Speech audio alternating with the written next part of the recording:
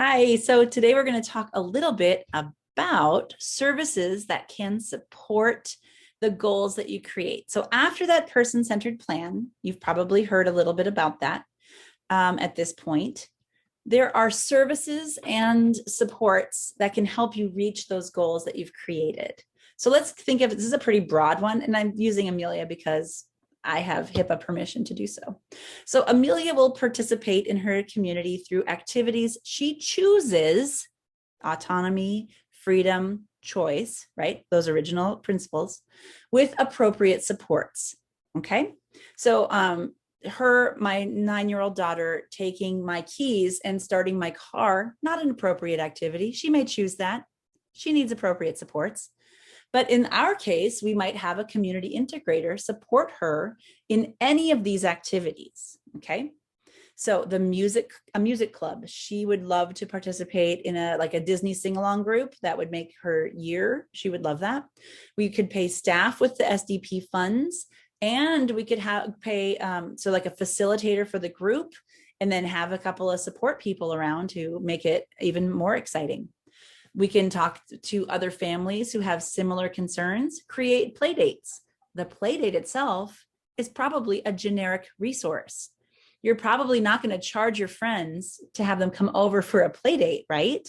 Most of us don't do that, but you might want to have extra hands on deck just so that their community integration isn't all you at all times. And that provides a little bit of that respite, right?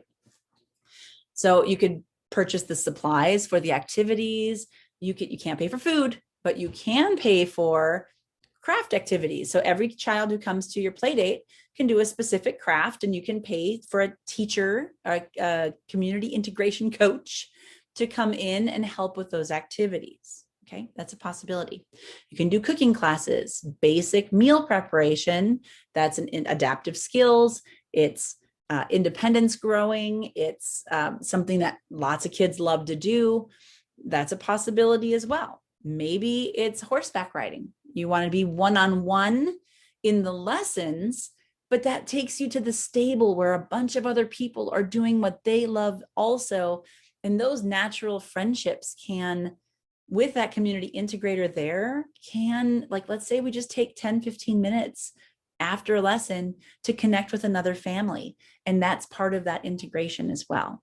So I think there are lots and lots of ways to support those goals, but it's really important that all supports must meet the HCBS final settings rule, and that the services that you're thinking of that's to support the goals, all of them connect to the goal.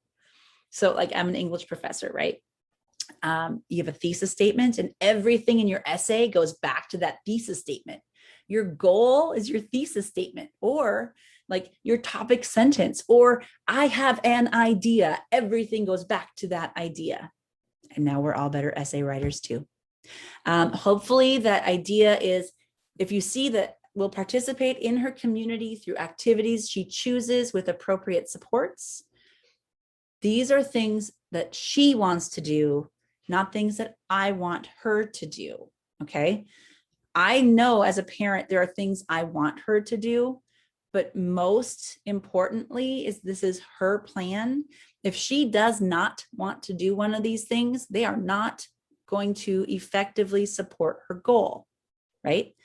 Can participate in the community. Sometimes we have to do things we don't like. Maybe the goal is to try 2 new things each month. Maybe the goal is to be in a situation where she's making friendships.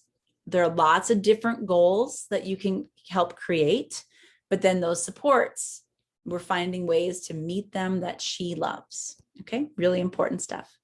All right, I hope that's helpful. And I look forward to having you watch another one of my crazy videos. I'll talk to you later.